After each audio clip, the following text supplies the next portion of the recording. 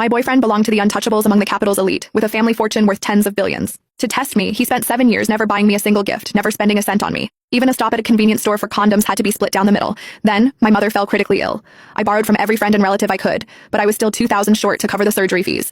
No matter how much I pleaded, he refused to lend me the money. I arranged my mother's funeral on my own. When I went back to pack my belongings, I accidentally found a list of gifts he had bought for the young woman next door. A private luxury estate, designer handbags, jewelry worth hundreds of millions. There was also a voice chat with his friend. Caleb, is it true Jessica actually humbled herself and begged you for $2,000? Caleb Brooks let out a low, amused laugh, his tone lazy and indifferent. Neve wasn't wrong. Anyone who goes around begging over $2,000, what else is she if not a gold digger? We've only been together 7 years and she's already trying to get money out of me. So that was the truth. 7 years of so-called testing, it seemed, had been sparked by nothing more than a few manipulative words from a young woman next door. However, it no longer mattered. The moment my mother passed away, I had already decided to leave him. I had just tucked the gift list away when the front door burst open. Caleb Brooks stumbled in, a little tipsy, and plopped down next to me. You were gone for a few days. I bet you thought you wouldn't come back. However, you missed me too much, didn't you? You just had to come back. He almost said out loud that I returned just to con him out of his money. Maybe he'd always seen me as just a girl after his cash. Without even glancing at him, I scooted away, avoiding the arm he tried to drape over me. He looked at his hand, then at me, confused. He figured I was just upset about the $2,000. I'm a little thirsty from all the drinking. Go fetch me some lemon soda, he said. He was always like that, bossy and dismissive, a typical spoiled rich kid.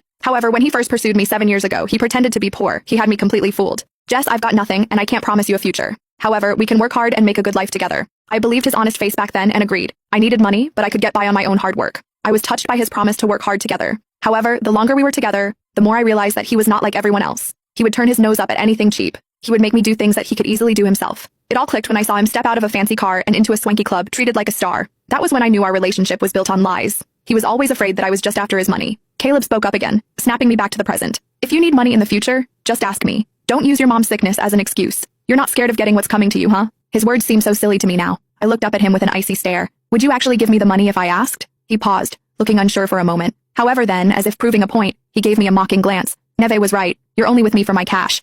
He said that and sent me a transfer of $1.88 on his phone. The note with the transfer contained 2 words, gold digger. I had been with him for 7 whole years and had not spent a dime of his money. I even gave him gifts on holidays and anniversaries. He took them like he was entitled to them, but he never got me anything in return. He would mockingly ask if I thought it was a man's duty to buy gifts for his girlfriend. That was how he looked at me, a gold digger. After all, he was an heir with billions to his name. I thought about the gifts he had bought for Neve Smith. I thought about my mom, who had suffered so much from her illness and died in pain because we could not afford her treatment. I could not stand to be near him a second longer. I got up to leave, but then there was noise at the door. Neve came in, taking off her coat to reveal a sexy outfit underneath. However, when she saw me, she was startled and quickly put her coat back on. Jess, why are you here? I turned to Caleb. If I'm not mistaken, this is our place, isn't it? Do you give out the password to just anyone and allow them to waltz in whenever they want? Neve looked like I had accused her of the worst crime in the world. She dashed over and plopped down next to Caleb, taking hold of his arm. Caleb, I'm not just some